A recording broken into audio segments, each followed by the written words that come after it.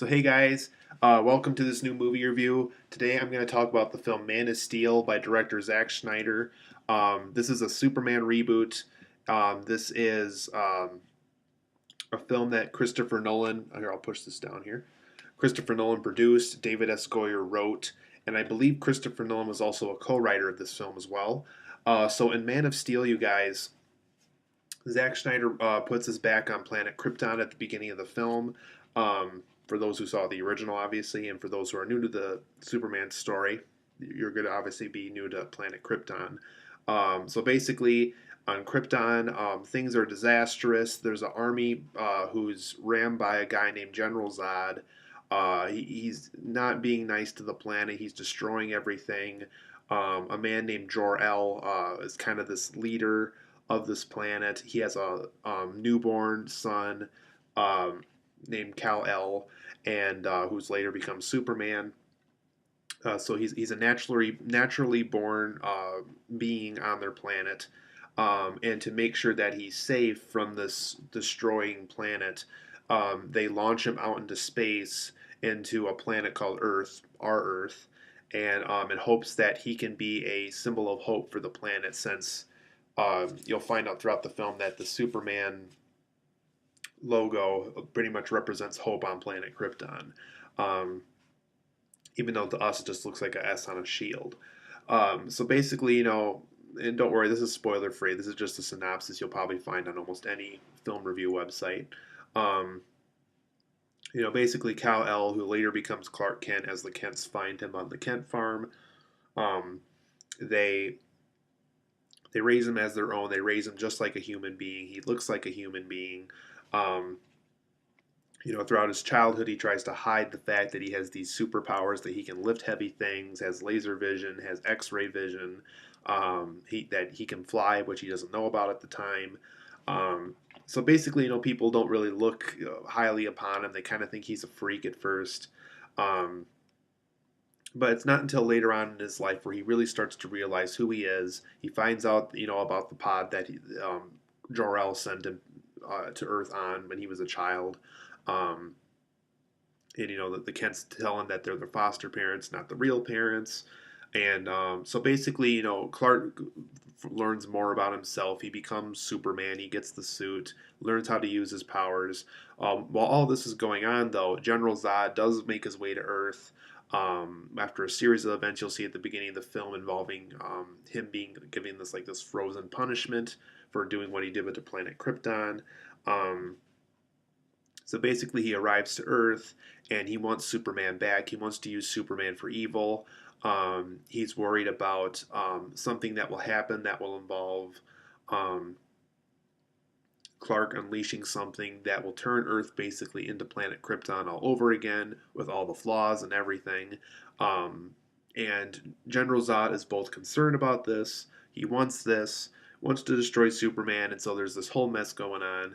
And basically, Superman has to work his way out of it while also protecting planet Earth, the planet that he's admired and adapted to as a man and as Superman.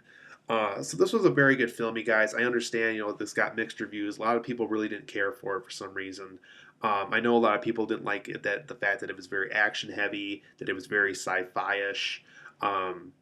And I think a lot of people didn't like the darker and grittier look. Some people complained that it looked too much like a Batman movie and not like a Superman movie. That it didn't feel inviting like the previous Superman films were. Sorry about my eye there. Uh, so for the positives and negatives of this film, you guys, Kevin Costner and Amy Adams give a terrific performance in this. Kevin Costner was Jonathan Kent. Amy Adams was Lois Lane. Perfect performances, specifically Kevin Costner. In fact, I would even go so far as to say I hope he gets an Oscar, just because his performance was just so well done in this. You can definitely tell Christopher Nolan wrote a lot of his parts. Very easily my favorite portrayal of Jonathan Kent thus far on film and in the Superman story itself. Um, and Amy Adams was a terrific Lois Lane. You definitely could tell that she wasn't trying to compete with Margaret Kidder for the Lois Lane role. She was definitely taking on the Lois Lane character her own way. I always thought, Margaret Kidder kind of had a more spunky attitude as Lois Lane. And with this Lois Lane, she's more courageous. She's willing to do things that, not a lot of other reporters are willing to do, like going into places that people aren't familiar with, like the ice cave that Superman finds and everything.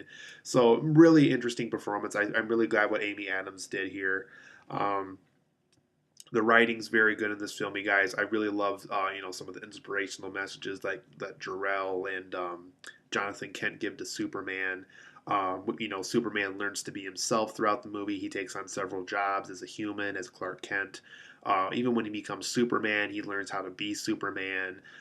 Just really good writing in this. I really enjoyed the script that they were using for this film.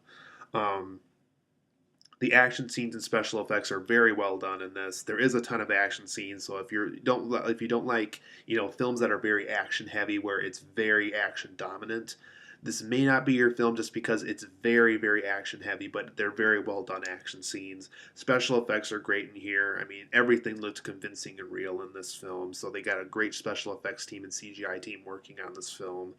The Kent farm scenes were awesome in here. Like I said, those are probably some of the more motivational scenes in the film, where Clark learns to be himself. He learns to keep some things a secret while also doing certain things that will make him a respected and productive human being. Henry Cavill's Superman, I loved in this.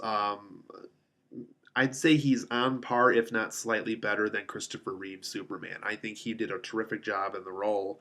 I loved his Clark Kent. I loved his Superman. Henry Cavill gave a great performance in here. And like I said, I wouldn't. Maybe it's not better than Christopher Reeves, but it's definitely on the same bar. He definitely did a much better job than Brandon Roth, I thought. So he did a terrific job with this film. Um, I liked the down to earth feeling in this film. You definitely got the feeling that it was very welcoming, very we got to be this really productive society. I liked how Superman represented hope. People looked up to Superman and learned how to be better people. So just a lot of it's a good feeling movie, specifically when Superman represents hope. And like I said, on like the motivational scenes with Jonathan Kent and Jor-El. Um, Diane Lane was very adorable in this film. Good acting performance. I would say, I think Kevin Costner and Amy Adams really stole the show, though, with this. But her performance was very adorable. Like, I loved all the scenes she was in. You definitely could tell she was this very caring mother. Even though she got a little jealous about, Superman finding out more about, his Krypton life. She handled it very well, and you can definitely tell that she wanted to be this mother figure for Clark Kent, and that even after he figured out who he was, she was still that mother figure for him, and she just did a really great job with that. Um, for negatives, you guys, this film unfortunately does have a little bit of unusual editing, and I'm not the first to say that. I've heard other complaints about that too. Specifically, and I'd say probably the first two acts. Like you'll see certain things going on in the present, and then all the childhood stuff is explained through flashbacks. So anytime you see like something from Superman's childhood, that's told through a flashback. You'll see that a lot in the trailers. Um, just some weird scene placement. Like it's just like, okay, well, that happened way earlier than this. How come, there's not really a consistent timeline, I guess, in some ways. Um, there was some strange character motivations and persuasions. There was just some scenes where, like, for example, General Zod was trying to persuade Superman on certain things. It's like, why would Superman fall for that? So I don't know if just that character's persuasion wasn't well written or what that was. But there was just some weird motivations and persuasions in this film. Um, there were some things that felt a little bit too convenient, like Superman knowing where the ice cave is, and the suit fits perfectly. He goes from having a beard in one scene, and then the next scene he has no beard at all, and you wonder where did he shave, when did he shave, kind of thing. So there was just a little bit too many convenient things in here. Um, and like I said before, this is a very action-heavy film. So if you really don't like action films, if you really want to see a Superman film that's very story dominant and very little action, I guess Superman Returns was kind of like that a little bit. But this is a very action-heavy film, like I said. So go into this film expecting to see a lot of action scenes because it's like I said, it's a very action-dominant movie. Um, So it didn't bother me too much. Like I said, if these other negatives were fixed, uh, probably no complaints about the action scenes. Just like I said, the editing was a little weird. Some things are a little bit too convenient, and like I said, some of the character motivations and persuasions just didn't quite work for me that much. Specifically with General Zod in certain scenes. And speaking of General Zod, his performance was very good in here. I wouldn't say it's up to par with Heath Ledger's Joker from Dark Knight or even Tom Hardy's Bane from Dark Knight Rises. So as far as DC villains go, he did a good job. Um, but it's not the greatest performance you'll ever see, so that's why I didn't have him in the positives or anything. Laurence Fishburne's good in this, but it's probably not the best performance he's done. I think Prometheus is still his best role that he's done for The Matrix, and with I liked his role in Nightmare on Elm Street 3 as the Doctor. But overall, guys, I do give Man of Steel a 9 out of 10. It's an excellent film. It's a great film. I'm still a little bit shocked by how negative some of the reviews are on Rotten Tomatoes because it's getting mixed reviews right now. I think, like I said, I think if they just changed the editing so it didn't feel so unusual, and some of the things, so it didn't feel like too convenient in some spots, and some of the motivations and persuasions were a little bit more convincing, I think this would have been a better film. Um, but like I said, it's just a ton of fun. It's definitely not a film to be missed.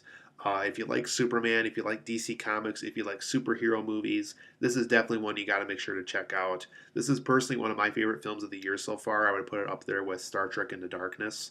So make sure you check out Man of Steel, you guys. You'll believe a man can fly after this.